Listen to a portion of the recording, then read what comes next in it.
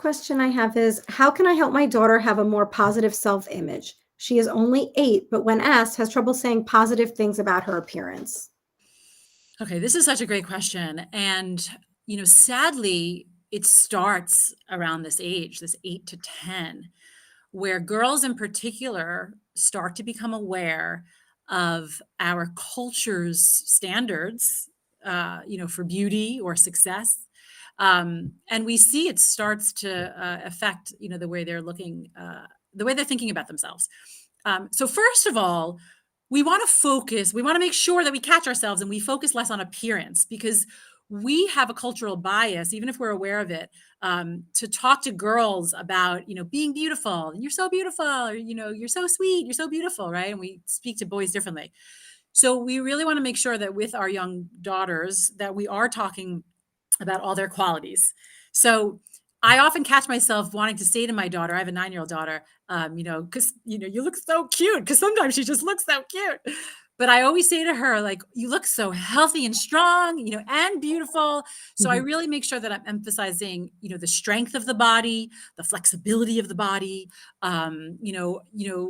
you're so strong. You were just like, walking on your hands and arms and the way you just flipped, you're so flexible, right? So emphasizing those things, but also on abilities, putting the emphasis on abilities. So I love how creative you are. Like you just came up with a great solution.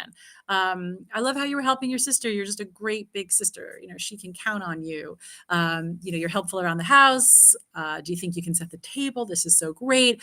Or, things that they achieve at school or in sports or in their other activities. So really putting the emphasis on their abilities and on their achievements and less on their appearance.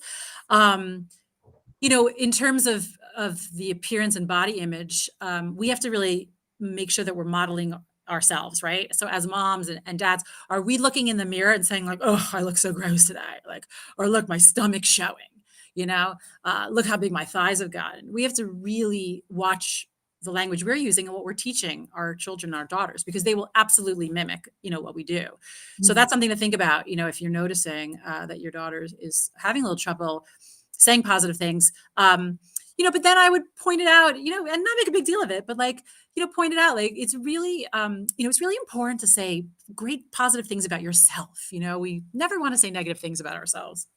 So you could do a little activity like take a sticky notepad um, and let's write down 3 things we love about each person in the house, including yourself, right? So you write about what I love about, sister, brother, mom, dad, grandma, grandpa, and myself. And then you could put those stickies on the fridge or on the mirror in the bathroom. So you can start to teach this concept of positive self-talk, which is a skill. The human mind has something called a negativity bias. The human mind tends to focus on the negative. It has to do with survival, right? We have to remember the bad things that cause issues in our lives so we can avoid them. But in our modern culture, we don't really need that negativity bias, but it's still there. So we have to teach our kids to, develop the skill of, catching the positive, focusing on the positive. So we could write on a sticky note, I love myself exactly the way I am. I am strong and beautiful. And, put these kinds of notes around our houses and, start to create a culture of positivity within our homes.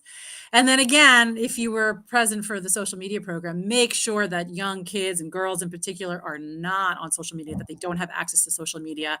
I prefer that they're off, until 13 plus, but for sure keep them off as long as you can, and definitely not in elementary school.